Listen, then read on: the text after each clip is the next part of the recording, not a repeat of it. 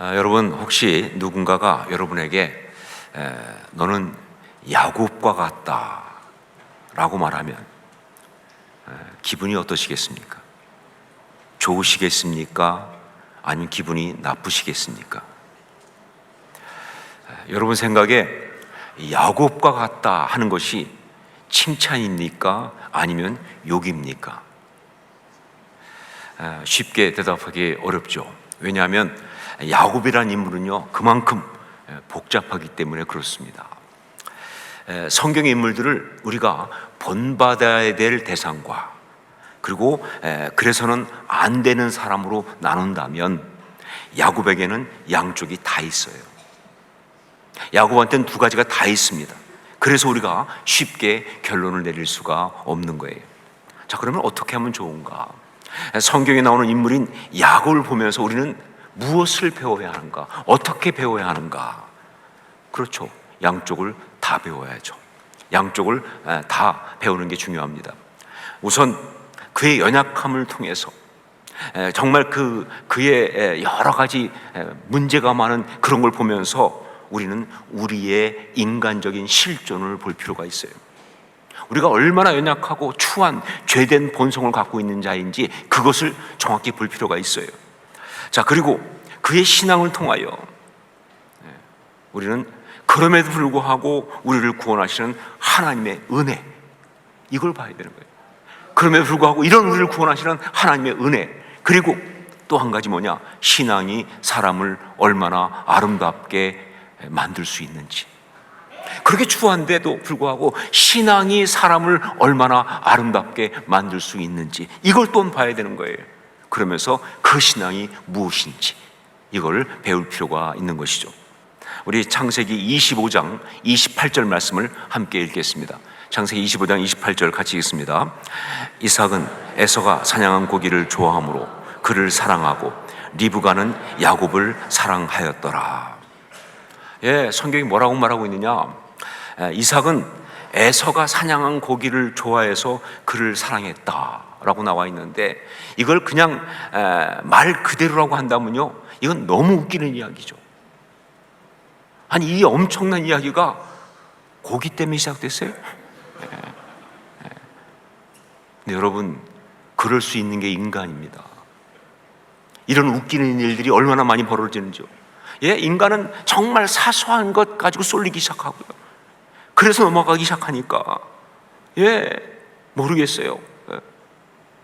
아마 어쩌면 이삭은 에서가 딱 씩씩하게 나가서 막 사냥하고 고기 잡아오고 그러니까 그 스타일이 좋았겠죠. 자긴 그렇지 못하니까. 야, 이거 내 스타일이야. 거기다 또 고기 먹어보니까 그것도 맛있어. 아, 내 취향이야. 그러면서 에서를 편애했다 하는 것이죠. 어떻게 된 이유인지 모르겠지만 성경이 말하고 있는 분명한 건 뭡니까? 이삭이 에서를 편애했다 하는 거예요. 자, 그래서 그다음 뭐라고 나와요? 어머니 리브가는 야곱을 사랑했다, 이렇게 나온 거예요. 이게 무슨 말입니까? 그렇죠. 사랑받지 못하는 아들, 아버지의 사랑을 받지 못하고 아버지에게 인정받지 못하는 그 둘째 아들이 안쓰러워서, 그래서 어머니는 야곱을 사랑했다. 자, 그런데 여기서 우리가 또 하나 봐야 될 중요한 포인트가 있어요. 그게 뭐냐면, 이런 문제 때문에, 이런 엮이는 가정의 문제 때문에 이 둘째 아들인 믿음의 조상의 세 번째 사람인 야곱이 갖게 된 내면의 상처, 이걸 우리가 또 볼 필요가 있어요. 왜냐하면요, 바로 그 상처가 야곱이라는 우리한테 정말 헷갈리는 그 캐릭터를 만들어냈잖아요. 바로 그 상처 때문에 그 이후에 정말 우리를 정말 혼동스럽게 만드는 수없이 많은 일들이 일어났으니까 우린 그것을 볼 필요가 있는 거예요. 어떤 상처냐? 그건 바로 굶주린 마음이라고 하는 상처입니다. 굶주린 마음. 야곱은요, 죄 가운데 태어나고 죄 가운데 성장한 그런 모든 인간들처럼, 여기는 우리들처럼 정말 상처를 다 가지고 있어요. 상처는요, 원래 종합 백과사전이에요. 절대로 종합 선물 세트인가? 하여간 절대로 한 가지만 있지 않아요. 다 있어요. 그러니까 야곱도 정말 우리 모든 인간들처럼 상처를 다 갖고 있습니다.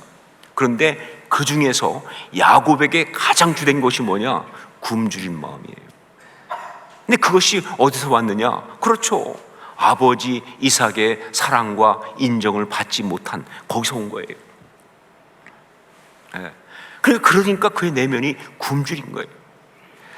비록 어머니 리브가가 정말 그런 야곱이 불쌍해서 더 많이 사랑해 주었지만, 그러나 그것으로 아버지에게 받지 못한 사랑이 채워지지 않습니다. 야곱은 여전히 배고파요. 야곱은 여전히 굶주려 있어요. 아버지의 사랑을 받지 못한 굶주림이 그 안에 가득한, 굶주림의 상처를 가진 그러한 실존이 될 수밖에 없었다 하는 것이죠. 자, 바로 이런 각도에서 그 유명한 사건인 팥죽 사건을 우리가 이해할 수 있습니다. 여러분, 팥죽 사건 아시죠? 어느 날 야곱이 팥죽을 쑤었는데, 그런데 에서가 밖에서 돌아가지고 괜히 허기지니까 와서 그 팥죽 좀 먹자고 얘기합니다. 근데 그때 야곱이 형한테 뭐라고 말하느냐? 그러면 장자권을 내놔라. 팥죽을 먹으려면 장자권을 가지고 장자권을 나한테 팔아라. 이렇게 말하니까 에서가 지금 배고파 죽겠는데 그 장자권 그까짓 건 무슨, 당장 팥죽 먹어야겠지. 그리고 아마 생각하기를 그런다고 가겠어, 이렇게 생각했겠죠. 그래가지고 그래, 그리고 장자권을 주고 그리고 팥죽을 먹었다는 거예요. 자, 그러면서 성경은 이 이야기가 에서가 장자의 명분을 가볍게 여긴 것을 그대로 드러내는 그러한 일이라고 그렇게 말하고 있는데, 그건 정확히 맞는 말씀이죠. 그런데 여러분, 여기서 우리가 또 다른 각도에서 아주 중요한 사실들을 볼 수가 있습니다. 그것이 바로 뭐냐? 야곱의 내면이에요. 여러분 생각해 보세요. 제가 둘째거든요. 저 형이 있습니다. 그런데 제가 어릴 때 청소년기가 될지 어느 날 제가 라면을 끓였어요. 근데 형이 와가지고 그 라면을 먹자 그랬어요. 그때 제가 형 보고 그러면 장자권을 내놔라. 이거 정상입니까? 이게 보통 있을 수 있는 이야기예요? 이상한 거 아니에요? 형이 팥죽을 먹자고 할 때 장자권을 내놓으라고 한 야곱의 반응은 사실 굉장히 이상한 거 아니냐 그 말이에요. 근데 왜 그랬을까요? 야곱은 왜 그랬을까요? 아마 이랬을 겁니다. 야곱은 아버지가 형 에서만 사랑하는 걸 보면서 끊임없이 생각했을 거예요. 왜 아버지는 형 에서만 사랑하고 나를 사랑하지 않으실까? 여러분, 사랑받지 못하는 것도 힘들지만 왜 그런지 그 이유를 알 수 없는 것은 더 고통스럽습니다. 왜 아버지는 나를 사랑하지 않을까? 형 에서만 사랑할까? 그러다가 생각한 것이 뭐예요? 그렇다, 내가 장자가 아니기 때문에. 형이 에서가 장자고 내가 장자가 아니기 때문에 그런 것이다.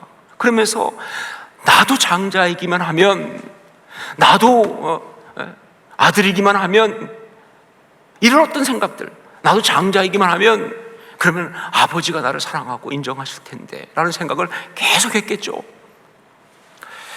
자, 그리고 또 야곱에게 굶주림이 있다는 걸 잘 보여주는 것이 오늘 말씀에도 나오는데, 우리 11절로 12절 말씀을 함께 읽겠습니다. 11절로 12절 같이 읽습니다.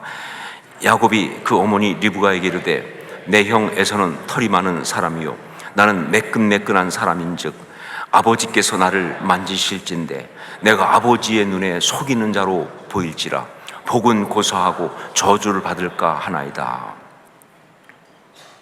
여기에 보면요, 야곱이 말합니다. 아버지께서 나를 만지실진데, 이렇게 어머니가 형처럼 속이고 와서 받아라 그러니까 야곱이 하는 말이에요. 가면 분명히 아버지께서 나를 만지실진데. 아마 이삭은요, 스타일이 그래서 그랬는지 에서만 보면 좀 쓰다듬었던 것 같아요. 너무 사랑스러우니까 만져주고 스킨십을 한 것 같아요. 그를 이렇게 만지면서. 자, 그런데 여러분, 이 사실을 집안의 모든 어떤 사람도 몰라요. 심지어 만지는 이삭도, 만짐을 받는 에서도 몰라요. 어머니도 물론 모르고요. 누가 알고 있어요 지금요? 야곱은 알고 있어요. 근데 야곱은 알고 있어요. 왜? 그게 너무 부러웠으니까. 나도 좀 만져주셨으면 좋을 텐데. 아버지가 나도 좀 만져줬으면 좋겠다 하는 그런 마음을 갖고 있었으니까 말이죠. 가진 자는 몰라요. 그러나 결핍된 자에게 그것은요 정말 사무치는 어떤 그런 것입니다. 이게 야곱의 굶주림이에요. 아버지의 사랑을 받지 못함. 여러분, 야곱의 문제는 굶주린 마음이었습니다. 그것이 그의 연약한 인간적인 모습의 실체이고요, 그리고 그것이 바로 그의 죄성이었습니다. 그리고 바로 이 굶주린 마음 때문에 그는 오늘 말씀에 이 안타까운 상황을 만들어낸 거예요. 아버지를 속이고 형의 축복을 가로채면서 말이죠, 그러면서 결국은 집에서 떠날 수밖에 없는 그 일탈, 그 범죄를 그는 저지르고 만 거예요. 그 마음 때문에. 지난 주간에 말씀과 함께 가지고 말씀을 묵상하면서 목요일인가요? 호세아 12장 7절 말씀, 그는 상인이라 손에 거짓 저울을 가지고 속이기를 좋아하는도다 라는 말씀을 제가 받고 묵상한 적이 있습니다. 자, 그러면서 이 말씀 가운데 저울을 속이는 상인이라는 이 말을 주시는데 이게 무슨 뜻인가요? 라고 그렇게 이제 묵상을 하는데, 그때 딱 제가 받은 것이 뭐냐, 이거는 죄의 세 가지 요소, 제가 몇 번 말씀드렸죠. 죄의 3요소가 뭐예요? 이건 아셔야 한다고 말씀드렸어요. 그것이 욕심, 이기심, 그리고 뭐예요? 교만이라고. 죄의 세 가지 요소는 욕심, 이기심, 교만이에요. 여러분, 이거 천국 들어갈 때 시험 문제 나옵니다. 기억하셔야 돼요. 욕심, 이기심, 교만, 이 세 가지가 있는데 그 중에서 이 저울을 속이는 상인은 뭘 강조하겠느냐? 두 가지, 바로 욕심과 이기심을 강조하고 있는, 그것이 바로 저울을 속이는 상인이란 말이에요. 그렇죠. 상인이 저울을 왜 속입니까? 욕심 때문에 그런 거 아니에요. 상인이 저울을 속이면서 어떻게 하고 있니 뭐예요? 자기 이기적인 욕심을 채우는 거 아닙니까? 다른 사람은 피해를 보더라도 나만. 그러니까 욕심과 이기심이란 두 가지를 강조한 거예요. 자, 그런데 놀랍게도 그날 말씀 그 뒤에 보면요, 또 어떤 말씀이 나오느냐, 야곱이 아람의 들로 도망하였으며, 이런 말이 나옵니다. 야곱이 아람의 들로 도망하였으며. 근데 저는 이미 그때 설교 준비를 하고 있었으니까, 여러분 하여간 일주일 내내 설교 준비 하잖아요. 그러니까 딱 이거 보는 순간 이번 주 말씀인데 이렇게 된 거죠. 이게 이번 주에 이제 전할 말씀 그 장면인데, 그렇죠, 오늘 말씀 뒤에 야곱이 도망치니까 말이죠. 자, 그러면서 그때 깨달은 게 뭐냐, 그때의 야곱이, 이 오늘 말씀에 이 일을 벌이는 야곱이 어떤 상태였느냐, 그렇다, 욕심 야곱, 이기심 야곱이었다는. 그때 야곱은요 욕심 야곱, 이기심 야곱이었어요. 그리고 바로 이 두 가지는 어디서 왔느냐, 그렇죠, 그의 굶주린 마음 때문에 온 것이다. 그렇습니다. 마음에 굶주림이 있으면요 욕심을 이기지 못합니다. 왜? 배고프니까, 먹어야 하니까, 아무거라도 막 먹어야 되는 거예요. 그런데 오늘 말씀에서 우리는요 바로 이 굶주린 마음에 상처를 가진 야곱, 그래서 가족과의 관계를 망가뜨리고 자신의 삶의 자리를 다 흔들고, 그리고 결국은 홀로 빈들로 도망할 수밖에 없는 그런 그 욕심 야곱, 이기심 야곱의 안타까운 모습을 보면서, 그러나 그게 끝이 아니고 또 하나의 모습을 우리는 봐야 한다는 겁니다. 그 모습 말고 또 하나의 모습을 우리가 또 오늘 말씀 통해서 봐야 한다. 왜냐하면요 그 또 하나의 모습이, 이렇게 인간적으로 문제가 많은 사람이지만, 이렇게 정말 상하고 추하고 그런 사람이지만, 그러나 그가 믿음의 조상의 반열에 설 수 있는 그 이유가 되는 모습이기 때문에, 우리 27절로 29절까지 말씀을 함께 읽겠습니다. 27절 29절 같이 읽습니다. 그가 가까이 가서 그에게 입맞추니 아버지가 그의 옷에 향취를 맡고 그에게 축복하여 이르되, 내 아들의 향취는 여호와께서 복 주신 밭의 향취로다. 하나님은 하늘의 이슬과 땅의 기름짐이며 풍성한 곡식과 포도주를 내게 주시기를 원하노라. 만민이 너를 섬기고 열국이 내게 굴복하리니 내가 형제들의 주가 되고 내 어머니의 아들들이 내게 굴복하며 너를 저주하는 자는 저주를 받고 너를 축복하는 자는 복을 받기를 원하노라. 아멘. 이것이 뭡니까? 이것이 뭡니까? 그렇습니다. 야곱이 아버지를 속이고 형의 것을 가로채면서까지 그렇게 갈망했던, 그러면서까지도 갈망했던 바로 그게 이거예요. 이게 중요합니다. 아버지를 속이고 형의 것을 가로채면서까지 갈망했던 바로 그것, 이게 바로 그거예요. 이게 뭡니까? 축복이죠. 축복이죠. 아니, 더 정확히 말하면요, 하나님의 축복의 그 언약입니다. 아브라함에게 주었던, 이삭에게 확인해 주셨던 바로 그 하나님의 축복의 그 언약, 이것을 받으려고, 이걸 사모해서, 이걸 갈망해서 그렇게 난리를 친 거예요. 그러니까 성경이 오늘 말씀을 통해서 우리에게 보여주는 또 하나의 야곱의 모습, 우리가 반드시 봐야 될 정말 하나님의 사람의 모습, 그것은 바로 뭐냐? 그건 바로 하나님의 축복을 갈망하는 사람인 겁니다. 하나님의 축복을 갈망하는 사람. 제가 매직주 사역을 하면서 깨닫고 또 확인하게 된 것 중에 하나가 뭐냐, 이 상처라고 하는 것은요, 마귀가 우리의 삶을 파괴하기 위해서 사용하는 주된 통로다 하는 겁니다. 상처가 왜 문제가 되느냐? 그거는 다른 어떤 것보다 마귀가 우리의 삶을 파괴하기 위해서 사용하는 주된 통로예요.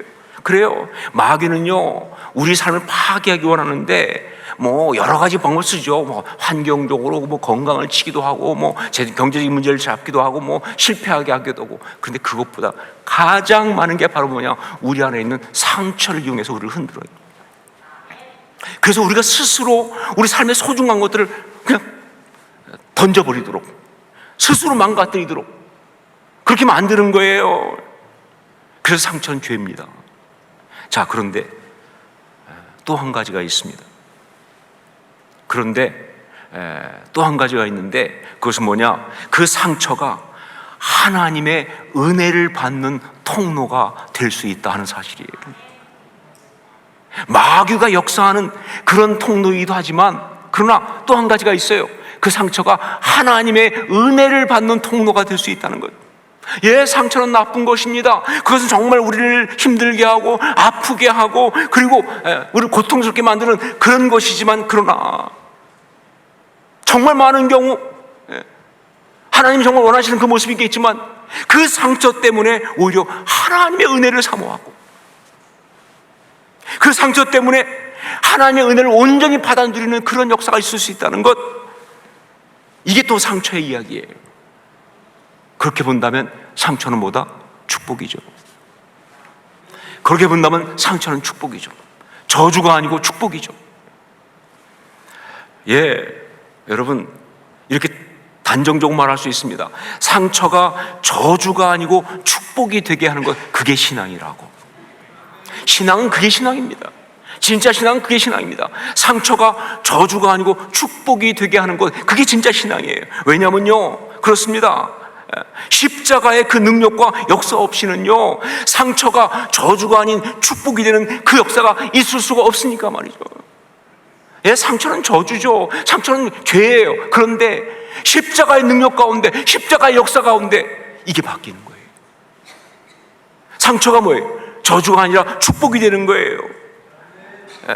그 상처를 이용해서 마귀가 우리를 무너뜨리고 파괴하려고 할 때, 그 순간 그 마귀에게 농락당하지 않고 그 상한 마음을 그 우리 주님 앞에 가지고 나가는 그 순간, 오히려 하나님을 바라보고 하나님의 은혜를 갈망하는 그 역사는요, 예, 십자가의 역사로만 가능한 것이다. 십자가 신앙은 그게 십자가 신앙이죠, 그렇죠?